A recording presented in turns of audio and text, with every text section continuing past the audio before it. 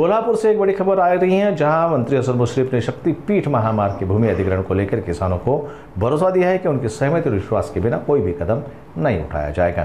मंत्री मुश्रीफ ने स्पष्ट किया है कि यह निर्णय परमेश्वर की कृपा और गरीब गौरी लोगों के सहयोग से लिया गया है। उन्होंने कहा, परमेश्वर महान है, गौर गरीब के साथ है, इसलिए यह निर्णय संभव हो पाया है। मला वाटते त्याच्यामुळे हे सगळं झालेलं आहे। मी या सर्व परमेश्वराचे आभार मानेन। छत्रपती राजे शाहू महाराजांच्या जयंतीच्या पूर्वसंध्येला आणि वारी चालू असताना हा दिलासा मला मिळाला। असं म्हणतात की आंधळ्याच्या गायीत देव राखतो, तर माझ्या गायीतसुद्धा परमेश्वर राखत असावा। एकीकडे आहे तुम्हाला दिलासा मिळाला असला तरी दुसरीकडे ज्यांनी या संदर्भात आरोप केले होते, सातत्याने आपल्याला लक्ष केलं होतं, त्यांना आता या संपूर्ण निकालानंतर काय होईल? मला काय त्याबद्दल बोलायचं नाही।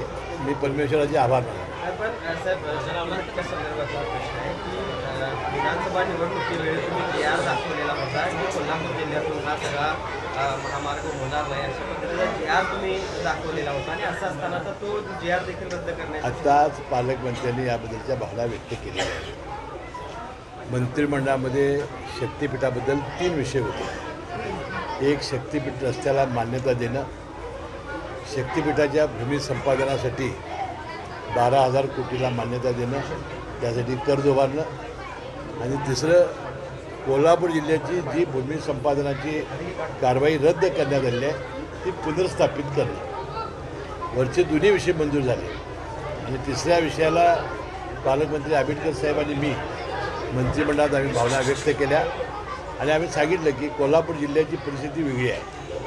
आपले शेतकरी हे अल्पभूधारक आहेत, फार जिद्दीनं शेती करणारे आहेत, बागायती क्षेत्र आमचं आहे आणि या जमिनी या शेतकऱ्यांच्या काळजाचे तुकडे झालेले आहेत। त्यामुळे या जमिनी सहजासहजी द्यायला शेतकऱ्यांचा प्रचंड विरोध आहे।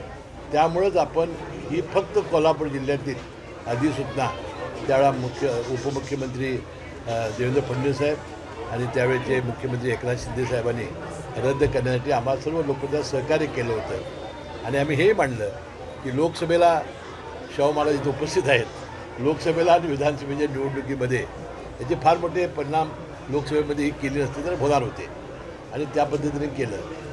मुख्यमंत्री महोदय म्हणाले की बाबा, हे खरं जरी असलं तरी समृद्धी महामार्गामुळं राज्याचा जो विकास झाला आहे त्या विकासानं जमिनीच्या किमती वाढत आहेत, पेट्रोल पंप, इतर सुविधा तयार होत आहेत, बेरोजगारांना काम मिळतं आहे। आणि मी खाजगी निमित्ताने ज्यावेळी भेटतो त्यावेळी मुख्यमंत्र्यांनी आम्हाला मंत्रिमंडळाचं आश्वासन दिलेलंच आहे की आम्हाला लोकप्रतिनिधींना विचारल्याशिवाय आणि शेतकऱ्यांना विश्वासात घेतल्याशिवाय आम्ही काही पुढची कारवाई करणार नाही। परंतु ते पुढेही म्हणाले की जवळजवळ कोल्हापूर जिल्ह्यात तरी मी साक्षीदार आहे, तुम्ही साक्षीदार आहात, थोडे 200-300 लोक शेतकरी आमच्या जमिनी घ्या आणि आम्हाला 5 पट मोबदला द्या, अशा प्रकारे येऊन त्यांनी त्या दिवशी विमानतळावर त्यांना सांगितलं होतं। आता मुख्यमंत्र्यांना मी खाजगी कामाच्या निमित्ताने भेटल्यानंतर मला त्यांनी समजावून सांगण्याचा प्रयत्न केला की ज्या ज्या ठिकाणी उज्जैन असेल किंवा आता अयोध्या असेल, अनेक ठिकाणी जिथे जर तीर्थक्षेत्रांचं काम झालेलं आहे तिथं 20 पटीनं ही गर्दी वाढलेली आहे आणि तिथले बरेच बेरोजगारी आणि GDPमध्ये वाढ झालेली आहे। आणि त्यांनी सांगितलं की तुमच्या महालक्ष्मी मंदिराचं भक्तांची होणारी गर्दी आणि बाळूमामाचं चित्र बघतोय आपण, तर या ठिकाणी फार मोठा फायदा लोकांना होईल आणि या बेरोजगारांचे आणि लोकांचे आडवे तुम्ही येऊ नये आणि तुम्ही लोकांना समजावून सांगावं, अशा भावना त्यांनी व्यक्त केल्या। तरीसुद्धा कोल्हापूर जिल्ह्यातल्या शेतकऱ्यांचा विरोध आहे।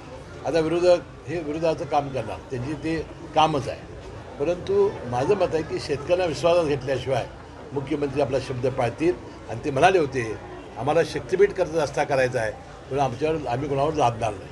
काही प्रमाणात त्याला विरोध दिसतोय, मग मुख्यमंत्र्यांचा हा ड्रीम प्रोजेक्ट आहे, मग नेत्यांची देखील मग आता त्यांनी MSRDCनं 3-4 पर्याय आणलेले आहेत। त्या सगळ्या 3-4 पर्यायावर त्याविषयी चर्चा झाली नाही।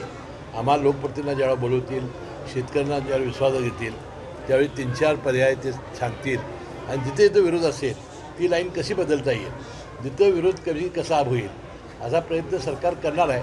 पण हा रस्ता हा त्यांचा ड्रीम प्रोजेक्ट आहे, ही वस्तुस्थिती आणि एकदा त्यांनी काय लपवून ठेवलेलं नाही। साहेब, आपण एक पर्याय सुचवला होता कोल्हापूर जिल्ह्यात न येता संकेश्वर मार्गे पुढे, तर त्या संदर्भातला काय विचार झाला? तोही पर्याय त्यामध्ये MSRDCमध्ये मी सुचवला होतो, तो सुद्धा येईल, त्याविषयी काही पर्यायावर चर्चा झाली नाही। आमचं म्हणणं की सांगलीपासून कोल्हापूरच्या हायवेला तर येणार आहे. हायवेपासून आपल्याला महालक्ष्मी मंदिर आणि बाळूमामा 2 मंदिराकडे जायचं आहे. तर मला वाटते त्यानंतर आपल्याला पात्रा देवीला जायचं आहे. त्यासाठी आपल्याकडे रस्ते तयार आहेत, समांतर रस्ते तयार झालेले आहेत आणि यापूर्वी आपल्या जिल्ह्यात जिथे जिथे रस्ते झालेले आहेत त्या भराव्यामुळे सुद्धा महापूर येते ही सुद्धा अडचण आम्ही सांगण्याचा प्रयत्न त्याविषयी केलेला आहे. माळेगाव